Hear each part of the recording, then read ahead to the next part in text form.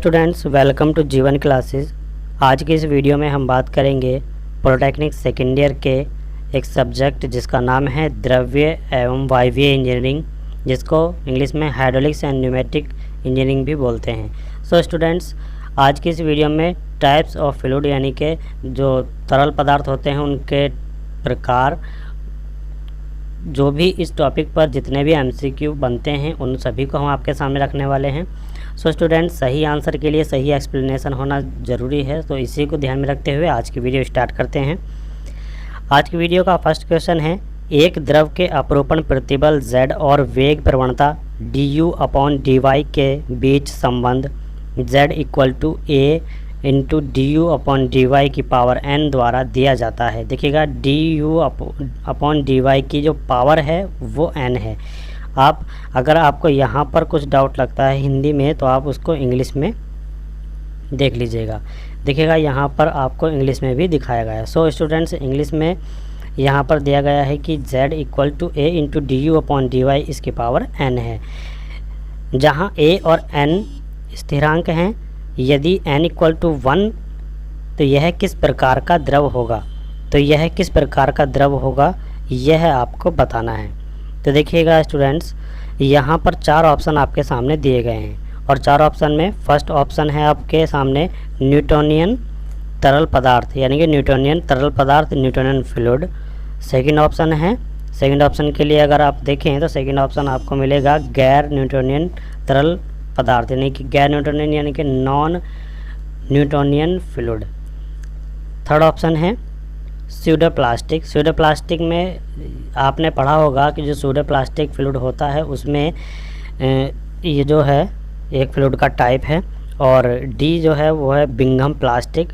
तो इन चारों ऑप्शन में से आपको एक ऑप्शन करेक्ट मिलेगा, वो आपको यहाँ पर क्वेश्चन के आधार पर छांटना होगा। तो एक बार फिर से क्वेश्चन पढ़ते हैं और फिर आंसर को टिक करते हैं। एक द्रव के अपरूपण प्रतिबल यानी कि Z और वेग प्रवणता du/dy के बीच संबंध Z = A × du/dy की पावर n द्वारा दिया जाता है, जहां A और n स्थिरांक है। यदि n = 1 यह किस प्रकार का द्रव है। The relation between shear stress Z and velocity gradient du/dy of A fluid is given by Z = A × du/dy power of n, where A and n are constant. If n = 1, what type of the fluid will it be? तो देखिएगा, first option Newtonian, second non Newtonian और third है pseudoplastic, और जो fourth option है वो है Bingham plastic. तो यहाँ पर अगर हम बात करें आंसर की, तो आंसर में आपके सामने जो ऑप्शन है वो खुल करके आता है। तो देखिएगा, ऑप्शन को लगाने से पहले आपको क्वेश्चन को सही तरीके से समझना बहुत ज़रूरी है। अगर क्वेश्चन आपको समझ में नहीं आता है तो आपके माइंड में जो है एक स्ट्रक्चर जो बनने थी वो नहीं बनेगी, और उस स्ट्रक्चर के ना बनते हुए आप क्वेश्चन को टिक नहीं कर सकते। तो देखिएगा, अगर हम बात करें इसके आंसर की, तो आंसर में हमें जो ऑप्शन है वो फर्स्ट मिल जाता है न्यूटोनियन फ्लूइड।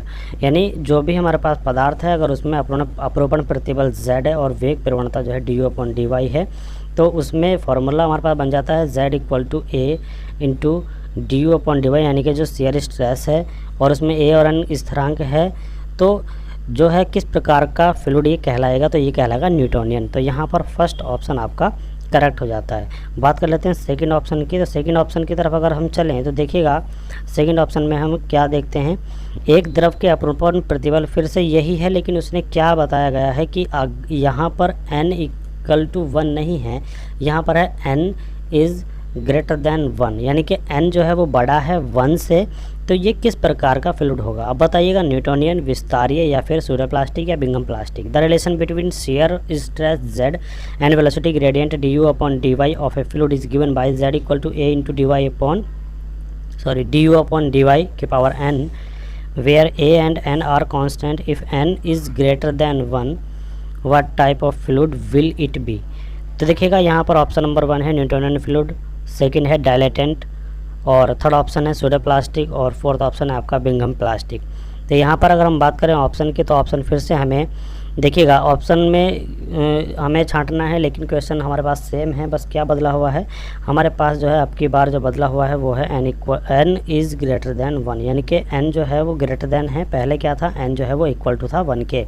तो अब की बार n ग्रेटर देन 1 है तो कौन सा फ्लूइड होगा, तो n अगर ग्रेटर देन 1 आपको दिखाई दे तो हमारे पास जो फ्लूइड है वो हो जाता है विस्तारीय, यानी कि जिसे बोलते हैं हम डायलेटेंट फ्लूइड। ठीक है, तो यहाँ पर डायलेटेंट फ्लूइड में हमने क्या पढ़ा था, हमने पढ़ा था n is not equal to 1। ठीक है, the relation will be treated as power law और non neutral fluid z equal to a into D U upon D Y इस पावर n। तो देखिएगा अगर n जो है वो ग्रेटर देन इक्वल टू 1 है तो the rate of change of shear stress increase, rate of change of shear stress क्या होगा, इंक्रीज होगा, और with the increase of the value of the velocity gradient, velocity gradient के साथ साथ क्या होगा कि जो भी हमारे पास शेयर स्ट्रेस है वो इंक्रीज़ होगी वेलोसिटी ग्रेडियंट के इंक्रीज़ होने के साथ साथ। तो अगर ऐसा होता है तो हमारे पास कौन सा फ्लूइड होता है, डायलेटेंट फ्लूइड होता है। ठीक है, तो यहाँ पर ऑप्शन नंबर बी आपका सही हो जाएगा, डायलेटेंट फ्लूइड। अब बात कर लेते हैं question number third. Question number third में अगर हम देखें तो क्वेश्चन नंबर थर्ड हमारे पास दिया हुआ है द्रव के अप्रोप्रिएट प्रतिबल, यानी क्वेश्चन नंबर हमारे पास थर्ड भी यही है, लेकिन इसमें भी एक चेंजेस हुआ है। इसमें केवल क्या चेंजेस हुआ है कि अब की बार उसने n इज़ लेस देन 1 कर दिया है। क्या कर दिया है, n इज़ लेस देन 1, यानी कि द्रव के अपरोपण प्रतिबल z और वेग प्रवणता D U upon D Y के बीच संबंध z equal to a into D U upon D Y इसकी पावर जो n दी हुई है फिर से द्वारा दिया जाता है, और a n स्थिरांक हैं। बस इसमें क्या चेंजेस है, n इज़ लेस देन 1, यानी कि फर्स्ट क्वेश्चन में n इज़ इक्वल टू 1 था, सेकंड ऑप्शन में n इज़ ग्रेटर देन 1 था, और अब की बार जो n इज़ लेस देन 1 है। तो यानी कि n जो है वो छोटा है 1 से, तो अब की बार जो फ्लूइड है वो किस टाइप का होगा। तो इस बारे में अगर हम बात करें कि n जो है वो लेस देन 1 हो जाए तो यहाँ पर जो है सूडोप्लास्टिक फ्लूइड बन जाता है। तो देखिएगा यहाँ पर होगा सूडोप्लास्टिक। अब देखिएगा इसका एक्सप्लेनेशन हम अगर कहें तो जो n है वो नॉट इक्वल टू 1 होता है, तो the relation will be related the power law for जो नॉन न्यूट्रल फ्लूइड है उसके अकॉर्डिंग हो जाता है। लेकिन अगर n is less than equal to 1, ठीक है, n इज़ लेस देन 1 है तो the rate of change of shear stress decrease. देखिएगा पहले क्या हो रहा था, जो शेयर स्ट्रेस है वो ग्रेडियंट के साथ साथ जो है इंक्रीज़ हो रहा था, लेकिन अब की बार क्या है, अगर n जो है वो लेस देन 1 है तो शेयर स्ट्रेस जो है वो क्या होगा, डिक्रीज़ होगा, किसके, वेलोसिटी ग्रेडियंट के बढ़ने के साथ साथ, यानी कि वेलोसिटी ग्रेडियंट को अगर हम इंक्रीज़ करेंगे तो शेयर स्ट्रेस को डिक्रीज़ होना पड़ेगा, यानी कि घटना पड़ेगा। तो यहाँ पर देखिएगा वेग प्रवणता को अगर हम बढ़ा रहे हैं तो अपरूपण प्रतिबल क्या हो रहा है, घट रहा है। यानी देखिए एक बात आप याद रखिएगा कि अगर n जो है वो ग्रेटर देन 1 है तो क्या होगा, शेयर स्ट्रेस को अगर हम बढ़ाते हैं तो इसके साथ साथ जो वेग प्रवणता है वो क्या होगी, जो वेग प्रवणता है वो भी बढ़ेगी। ठीक है, अगर n इज़ ग्रेटर देन 1 है, और अगर n इज़ लेस देन 1 है तो क्या होगा, अगर हम z को बढ़ाते हैं तो जो वेलोसिटी ग्रेडियंट है वो घटेगा, और z अगर घटता है तो वेलोसिटी ग्रेडियंट ऑटोमेटिकली क्या हो जाएगा, बढ़ जाएगा। तो यहाँ पर इस बात का ध्यान रखिएगा। तो यहाँ पर अगर इस तरीके से होता है, यानी कि वेलोसिटी ग्रेडियंट को बढ़ाने पर शेयर स्ट्रेस घटती है तो फ्लूइड मिलता है हमें सूडोप्लास्टिक। तो सूडोप्लास्टिक के लिए ऑप्शन नंबर सी आप टिक करोगे तो ऑप्शन नंबर सी आपका करेक्ट हो जाएगा। बात कर लेते हैं क्वेश्चन नंबर फोर्थ की। क्वेश्चन नंबर फोर्थ में अगर हम देखें तो यहाँ पर क्या दिया हुआ है, इसको ध्यान से देखिएगा। यहाँ पर क्वेश्चन को इसने चेंज किया है। एक द्रव के अपरूपण प्रतिबल z और वेग प्रवणता D U upon D Y के बीच संबंध z equal to a into D U upon D Y power of n plus b। देखिएगा यहाँ पर एक और ऐड किया गया है, प्लस b को द्वारा दिया जाता है, जहाँ a n और b अचर है। ठीक है, a n और b जो है वो क्या है, कांस्टेंट हैं, स्थिरांक हैं, अचर हैं। बिंघम प्लास्टिक के लिए निम्नलिखित में से कौन सी स्थिति मान्य होगी। अब देखिएगा उसने खुद कहा है कौन सा टाइप है, बिंघम प्लास्टिक। बिंघम प्लास्टिक के लिए कौन सी स्थिति जो है मान्य होगी, जो इसने दी हुई, यानी कि a equal to 0, b not equal to 0, n not equal to 0, इसमें क्या होगा ये आपको बताना है। तो देखिएगा the relation between shear stress z and velocity gradient du upon dy of a fluid is given by z equal to a cross du upon dy power of n plus b, where a n and b are constants. Which of the following conditions will hold for the Bingham plastic? अब 4 option दिए गए हैं आपके, तो इसमें से कौन सी condition जो है वो बिंघम प्लास्टिक को होल्ड करती है। तो देखिएगा फर्स्ट कंडीशन में अगर हम देखें कि जो A है उसको ज़ीरो कहा गया है, बी है उसको क्या कहा गया है, नॉट इक्वल टू ज़ीरो, और एन है उसको नॉट इक्वल टू ज़ीरो कहा गया। तो ये कंडीशन तो हमें बिंघम प्लास्टिक में नहीं मिलेगी। बात कर लेते हैं, देखिएगा बिंघम प्लास्टिक कब होता है। बिंघम प्लास्टिक जब होता है जब ए और बी क्या हैं, ए और बी जो है वो नॉट इक्वल टू ज़ीरो होगा और एन जो है वो इक्वल टू 1 होगा। ठीक है, तो इसका मतलब ये है कि इसमें कोई भी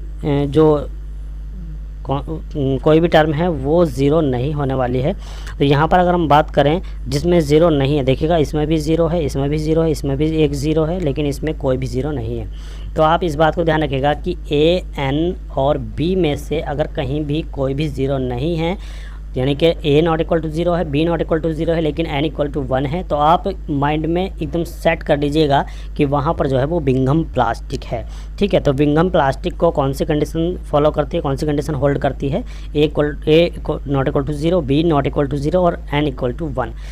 कहीं पर भी ए और बी इनकी वैल्यू अगर ज़ीरो मिल जाती है तो यहाँ आप ध्यान में रखिएगा कि बिंघम प्लास्टिक वहाँ पर नहीं होगा। लेकिन अगर ए और बी जो कांस्टेंट है उनकी वैल्यू जो है नॉट इक्वल टू ज़ीरो मिलती है, यानी कि नॉन ज़ीरो मिलती है, और एन की वैल्यू आपको 1 दिखाई देती है, तो आप वहाँ पर बिंघम प्लास्टिक को शो करेंगे। तो यह है आपका ऑप्शन डी सही हो जाता है, यानी कि बिंघम प्लास्टिक को जो कंडीशन होल्ड करेगी वो है हमारे पास कंडीशन डी, यानी कि ऑप्शन नंबर डी आपका करेक्ट हो जाएगा। अब बात कर लेते हैं नेक्स्ट क्वेश्चन की। नेक्स्ट क्वेश्चन की तरफ अगर हम चलें तो नेक्स्ट क्वेश्चन क्या कहता है, देखिएगा फिर से वही क्वेश्चन है। ठीक है, ये इसने क्या किया है कि अलग अलग टाइप के क्वेश्चन ना दे करके उसने एक ही टाइप का क्वेश्चन दिया, लेकिन उसमें से ही उसने क्वेश्चंस को बदल दिया है, बस थोड़ा सा चेंजेस किया है। इसी तरीके से वो हर टॉपिक से क्वेश्चंस को उठाएगा। तो देखिएगा ऐसा नहीं है कि एक टॉपिक पर एक क्वेश्चंस हम कराएं। कुछ यूट्यूबर्स क्या करते हैं कि आपको जो है मतलब ऐसे बता देते हैं कि एक टॉपिक से ये क्वेश्चन हो गया, दूसरे टॉपिक से ये क्वेश्चन हो गया, तो ऐसे करने से आपका क्या होगा, वो टॉपिक वीक हो जाएगा। एक टॉपिक से जितने भी क्वेश्चंस बन रहे हैं, चाहे वो छोटा क्वेश्चन हो या बड़ा क्वेश्चन हो, अरे हम 20 क्वेश्चंस की जगह पर 40 क्वेश्चन देख लेंगे, लेकिन हमें बाद में पछताना नहीं पड़ेगा। तो ऐसा ना हो कि आप जो है ये चाह रहे हो कि एक टॉपिक से एक क्वेश्चन मिल रहा है, हम उस वीडियो को देखें। सो स्टूडेंट्स, आप धोखे में ना रहें। एक टॉपिक से एक क्वेश्चन, 2 क्वेश्चंस को करना आपके लिए जो है डेंजरस हो सकता है, खतरा हो सकता है, क्योंकि एक क्वेश्चन से वो कई क्वेश्चन बना सकता है, और क्वेश्चंस के टाइप को देखना आपके लिए काफ़ी ज़्यादा इंपॉर्टेंट हो जाता है। सो स्टूडेंट्स, देखिएगा इस क्वेश्चन को कैसे उसने बदला है। अब की बार उसने कहा है कि रियोपैक्टिक। ठीक है, पहले कहा था उसने बिंघम प्लास्टिक, यानी कि फ्लूइड के जो टाइप हैं वो सभी टाइप की बात करता है। एक द्रव के अपरूपण प्रतिबल Z और वेग प्रवणता du/dy के बीच संबंध Z equal to A into du/dy power of n plus b द्वारा दिया जाता है, जहां an और b स्थिरांक है। निम्नलिखित में से कौन सी स्थिति एक रियोपैक्टिक के लिए मान्य होगी। अब देखिएगा आपकी बार है rheopectic. The relation between shear stress Z and velocity gradient du/dy of a fluid is given by Z equal to a into du/dy power of n plus b, where a, n and b are constant. Which of the following condition will hold for a rheopectic. अब देखिएगा इन चारों condition में से कौन सी rheopectic condition को hold करती है, ये आपको देखना है। तो देखिएगा रियोपैक्टिक के लिए आपको क्या ध्यान रखना है। बात यह है कि रियोपैक्टिक में देखिए बिंघम प्लास्टिक में हमने क्या याद रखा था कि कांस्टेंट जो वैल्यू है ए और बी वो नॉन ज़ीरो होंगी, यानी कि वे कभी भी इक्वल टू ज़ीरो नहीं हो सकते। तो यही कंडीशंस आपको फॉलो करनी है रियोपैक्टिक में कि ए और बी जो है वो नॉन ज़ीरो होंगे। तो देखिएगा सबसे पहले तो इसमें वही देख लीजिएगा, इसमें ए ज़ीरो है तो ये ऑप्शन तो नहीं हो सकता, इसमें बी ज़ीरो है ये ऑप्शन नहीं हो सकता, इसमें दोनों ही ज़ीरो हैं तो ये ऑप्शन भी नहीं हो सकता। ऑप्शन तो यही होगा, लेकिन एक कंडीशन इसमें और बदल दी गई कि n जो है वो less greater than equal to 1 है, यानी कि n जो है वो 1 से बड़ा होना चाहिए। तो देखिए याद रखिएगा, मैं सभी क्वेश्चंस को बार बार रिपीट करता चलूँगा कि अगर जिस कंडीशन में जो कॉन्स्टेंट है वो नॉन ज़ीरो दिए हों और n इक्वल टू 1 दिया हो तो वो होगा बिंघम प्लास्टिक, और जहाँ पर a और b नॉन ज़ीरो दिए हों और n जो है वो 1 से बड़ा हो, यानी कि ग्रेटर देन 1 हो, जो n की वैल्यू है, तो जब होगा हमारे पास रियोपैक्टिक। तो हमारे पास जो ऑप्शन है वो डी सही हो जाएगा, क्योंकि इसी कंडीशन में जो a और b कांस्टेंट है वो नॉन ज़ीरो हैं और n की वैल्यू जो है वो ग्रेटर देन 1 है, तो b आपका सही हो जाता है। तो देखिएगा इस तरह से क्वेश्चन वो थोड़े थोड़े करके बदल सकता है और आपको जो है पता भी नहीं चलेगा उसने क्वेश्चन कब बदल दिया है। तो आप केवल कंडीशंस को याद रखिएगा। अब बात कर लेते हैं नेक्स्ट क्वेश्चन की। देखिए नेक्स्ट क्वेश्चन में उसने कहा गया है, लेकिन नेक्स्ट क्वेश्चन में उसने फिर से उसने टॉपिक को चेंज किया, थिक्सोट्रॉपिक फ्लूइड। आप देखिए आपकी बार पर पूछ रहा है कि थिक्सोट्रॉपिक की कंडीशन क्या है, यानी कि एक द्रव के अपरूपण प्रतिबल z और वेग प्रवणता du/dy के संबंध z equal to a into du/dy की power of n plus b द्वारा दिया जाता है। तो a n और b स्थिरांक है। तो निम्नलिखित में से कौन सी स्थिति थिक्सोट्रॉपिक द्रव के लिए साधारण थिक्सोट्रॉपिक द्रव के लिए जो है वो होल्ड करेगी। तो देखिएगा 4 कंडीशन आपको फिर से दी गई है। तो हमने बिंगम प्लास्टिक के लिए देखा, थिक्सो प्लास्टिक के लिए बिंगम प्लास्टिक के लिए देखा, बिंगम प्लास्टिक के बाद हमने रियो प्लास्टिक के लिए और रियोपैक्टिक के लिए देखा था। देखिए बिंगम प्लास्टिक में कांस्टेंट नॉन ज़ीरो होंगे और n इक्वल टू 1 होगा, तो ये होगा बिंगम प्लास्टिक। रियोपैक्टिक में जो a और b कांस्टेंट है वो नॉन ज़ीरो होंगे और n की वैल्यू 1 से बड़ी होगी, यानी कि ग्रेटर देन 1 होगा n। तो हमारे पास जो बन जाती है वो रियोपैक्टिक बनती है। अब बात कर लेते हैं हम थिक्सोट्रॉपिक। इसी तरीके से आप थिक्सोट्रॉपिक को याद रखिए। थिक्सोट्रॉपिक में आपको क्या देखना है, देखिए जो भी है बिंगम प्लास्टिक और रियोपैक्टिक और थिक्सोट्रॉपिक, इन तीनों कंडीशंस की बात करें तो तीनों कंडीशंस में आप ये ही एक कॉमन चीज़ याद रखिएगा कि जो कांस्टेंट a और b हैं उन दोनों की वैल्यू जो है वो नॉन ज़ीरो ही होनी चाहिए। तो फिर से हम यहाँ पर देखते हैं। सबसे पहले आप देखिएगा कि नॉन ज़ीरो वैल्यू किसकी है। नॉन ज़ीरो वैल्यू किसकी है, तो ये तो है नहीं, ठीक है, इनमें से किसी की नॉन ज़ीरो वैल्यू नहीं, यानी कि a अगर ज़ीरो है तो b नॉन ज़ीरो है और b नॉन ज़ीरो हो रहा है तो फिर से a ज़ीरो दे रखा है। देखिएगा पहली कंडीशन में a ज़ीरो है, दूसरी में b ज़ीरो है, तीसरी में दोनों ही ज़ीरो है, लेकिन चौथी कंडीशन अगर हम देखें तो फिर से यहाँ पर नॉन ज़ीरो हमें यही मिलता है। तो इसका मतलब क्या ऑप्शन तो यही हो जाएगा। आपको केवल देखिएगा आपने अब फील किया होगा कि रियोपैक्टिक, थिक्सोट्रॉपिक और बिंगम प्लास्टिक में सबसे पहली कंडीशन हमको क्या देखनी है। ऑप्शन आपको दिए हुए हैं, ऑप्शन में तुरंत जाइएगा और ऑप्शन में देखिएगा कि जो नॉन ज़ीरो ऑप्शंस हैं, नॉन ज़ीरो जो हमें कांस्टेंट दिए हुए हैं उसको आप टिक कर दीजिए। लेकिन आपको वो इस तरीके से भी दे सकता है, अगर उसने ऑप्शन बदल दिया कि नॉट इक्वल टू ज़ीरो है, बी हमारे पास नॉट इक्वल टू ज़ीरो है और ए जो है वो दे दिया हमने ग्रेटर देन, जो एन है वो दे दिया हमने ग्रेटर देन इक्वल टू 1। तो देखिएगा ये कंडीशन कौन सी बनती है, ये तो हमारे पास रियोपैक्टिक की बन गई। अब रियोपैक्टिक की दूसरा ऑप्शन दिया गया है हमारे पास, A not equal to zero, B not equal to zero और n हमारे पास दे दिया गया n इज़ जो n है वो लेस देन 1 है, ठीक है, इस तरीके से दिया गया। तो दोनों कंडीशन में हमारे पास ये तो कंडीशन सेम हो जाती है, ठीक है, ये वो इस तरीके से भी आपको फंसा सकता है, ठीक है। तो आप जो है बिल्कुल भी इसमें टेंशन लेने वाली बात नहीं है, आपको केवल ट्रिक याद रखनी है कि n, ठीक है, n जो है वो बदलता है, बाकी a और b की कंडीशन जो है वो नॉन ज़ीरो ही होनी चाहिए। तो इसमें ऑप्शन आपका ये तो हो जाएगा रियोपैक्टिक के लिए और ये हो जाएगा आपका थिक्सोट्रॉपिक के लिए, ठीक है। तो याद रखिएगा बिंगम प्लास्टिक में n इक्वल टू 1 होता है, रियोपैक्टिक में क्या होता है n इज़ ग्रेटर देन 1 होता है और थिक्सोट्रॉपिक में n इज़ लेस देन 1 होता है, जबकि a और b जो कांस्टेंट हैं वो हमारे नॉन ज़ीरो ही रहेंगे।